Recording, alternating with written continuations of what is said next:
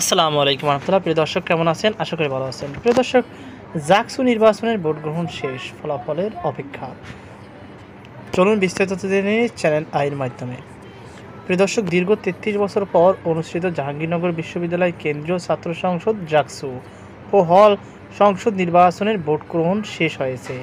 বৃহস্পতিবার ১১ সেপ্টেম্বর সকাল ৯টা থেকে বিকেল ৫টা পর্যন্ত বিশ্ববিদ্যালয় ২১টি হলে স্থাপিত ২২৪টি বুথে বিরতিহীনভাবে ভোট গ্রহণ অনুষ্ঠিত হয়। বিশ্ববিদ্যালয় জনসংযোগ দপ্তরের বিজ্ঞপ্তি অনুযায়ী ভোট গ্রহণ পরিচালনার জন্য ৬৭ জন শিক্ষককে, পোলিং অফিসার ও সমসংখ্যক কর্মকর্তা কর্মচারীকে সহকারী পোলিং অফিসার হিসাবে দায়িত্ব দেওয়া হয়েছিল। ভোট শেষে গণনা হবে বিশ্ববিদ্যালয় সিনেট হলে, সেখানেই ঘোষণা করা হবে ফলাফল। ভোট গ্রহণ চলাকালে ক্যাম্পাসে নিরাপত্তার দায়িত্ব থাকা পুলিশের সংখ্যা ছিল ১৫,০০০, ৭ প্লাটুন বিজিপি ও ৫ প্লাটুন আনসার। এছাড়া বিশেষ নিরাপত্তা ব্যবস্থা জোরদার করা হয় এবং গতকাল সন্ধ্যা থেকে শুক্রবার দুপুর পর্যন্ত ক্যাম্পাসের সব গেট বন্ধ রাখা হয়েছে। শুধুমাত্র মীর মোশাররফ হোসেন হল গেট ও প্রান্তিক গেট খোলা রয়েছে। ক্যাম্পাসে মোটরসাইকেল চলাচলও নিষিদ্ধ ছিল। এবার নির্বাচনে মোট ভোটার সংখ্যা ১১,৮৯৭। ২৫টি পদে প্রতিদ্বন্দ্বিতা করছেন ১৭৮ জন প্রার্থী। এর মধ্যে ভাইস প্রেসিডেন্ট বিপি পদে ৯ জন এবং জিএস তথা সাধারণ সম্পাদক পদে ৯ জন প্রতিদ্বন্দ্বী করছেন। তবে নির্বাচনে বেশ কিছু অনিয়ম ও অসঙ্গতির অভিযোগ উঠেছে।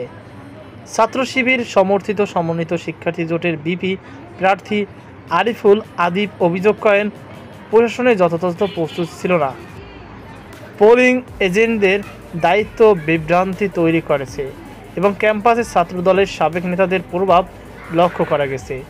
নারীদের হলে সাংবাদিকদের প্রবেশও বাধা দেওয়া হয়েছে বলে অভিযোগ করেন তিনি।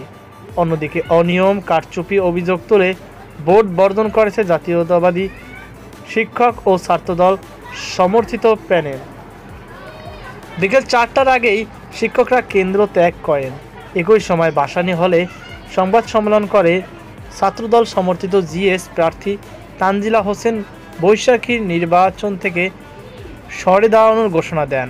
তাদের অভিযোগ, বিশ্ববিদ্যালয় প্রশাসন জামায়াত সংশ্লিষ্ট একটি কোম্পানির মাধ্যমে ব্যালট পেপার ও ওএমআর মেশিন সংগ্রহ করেছে, যা দিয়ে কারচুপি নীলনকশা করা হয়েছে।